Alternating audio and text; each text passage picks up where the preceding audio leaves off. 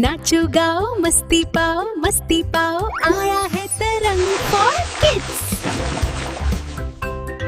नमस्ते बच्चों, तरंग फॉर किड्स में आपका स्वागत है। खूब सारे मजे और कहानियों के लिए तैयार हो जाइए। उत्तर भारत के एक छोटे से गांव देवपुर में सुबह बहुत सादा होती थी। सूरज निकलने से पहले ही मुर्गे बांग दे देते, कुएं पर औरतों की भीड़ लग जाती और खेतों की तरफ जाते किसानों के पैरों से मिट्टी की खुशबू उठने लगती। देवपुर भले ही नक्शे पर छोटा सा बिंदु था, लेकिन यहाँ रहने वाले लोगों की जिंदगी बहुत बड़ी जद्दोजहद से भरी थी। इसी गांव के आखिरी छोर पर एक पुराना सा मिट्टी का घर था। छत जगह जगह से टूटी हुई, दीवारों पर समय की दरारें। यहीं रहता था मोहन, एक दुबला पतला शांत स्वभाव का लड़का, जिसकी आंखों में सपने और पैरों में फटी हुई चप्पलें थीं। मोहन की उम्र लगभग 16 साल थी। उसके पिता शिवराम गांव में मजदूरी करते थे।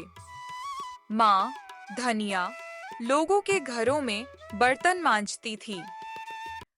परिवार गरीब था, लेकिन संस्कार अमीर। शिवराम अक्सर मोहन से कहते, बेटा, पैसा नहीं तो क्या हुआ, इंसान अगर ईमानदार हो तो भगवान कभी भूखा नहीं रखता। एक दिन स्कूल में मास्टर जी ने पूछा, बच्चों, बड़े होकर क्या बनना चाहते हो? सर, मैं बड़ा होकर पुलिस बनना चाहता हूँ। सर, मैं बड़ी होकर डॉक्टर बनना चाहती हूँ। जब मोहन की बारी आई तो पूरी क्लास हंसने लगी। सर, मैं वैज्ञानिक बनना चाहता हूँ। फटे कपड़े वाला वैज्ञानिक बनेगा। मोहन चुप रहा। उसने जवाब नहीं दिया, लेकिन उस दिन नीम के पेड़ के नीचे बैठकर उसने खुद से एक वादा किया। मैं जरूर बनूंगा, चाहे रास्ता कितना भी कठिन हो। कुछ महीनों बाद मोहन की पढ़ाई रुक गई। पिता बीमार पड़ गए, कमाई बंद हो गई, घर में अनाज खत्म होने लगा। धनिया ने रोते हुए कहा, मोहन, अब स्कूल छोड़ना पड़ेगा।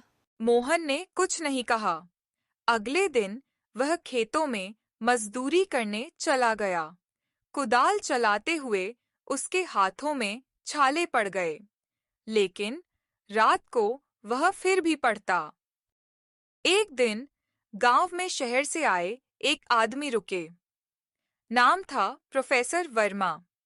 वह उसी नीम के पेड़ के नीचे बैठे मोहन को देख रहे थे, जो फटी किताब से कुछ समझने की कोशिश कर रहा था। प्रोफेसर ने पूछा, क्या पढ़ रहे हो बेटा? विज्ञान पढ़ रहा हूँ साहब। प्रोफेसर ने किताब देखी, पुरानी, फटी, लेकिन नोट्स बहुत अच्छे।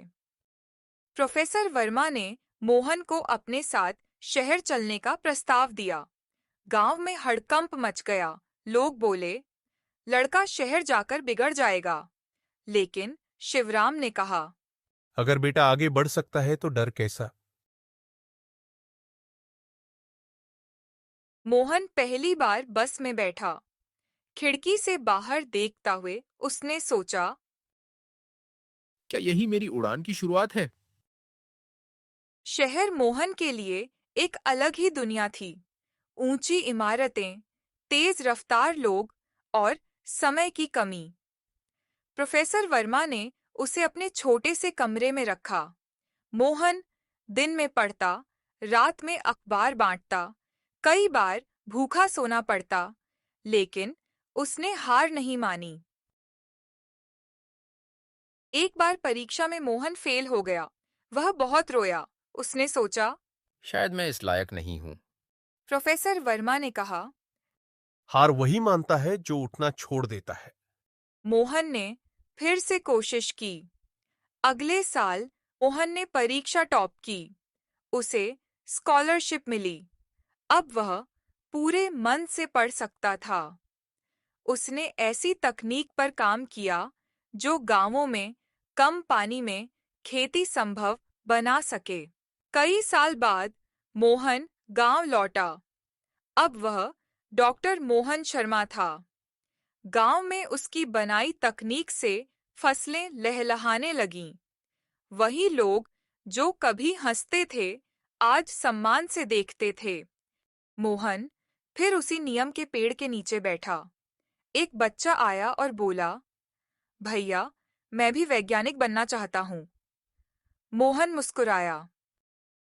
अंतिम संदेश, सपने मिट्टी में जन्म लेते हैं, लेकिन उड़ान आसमान तक होती है।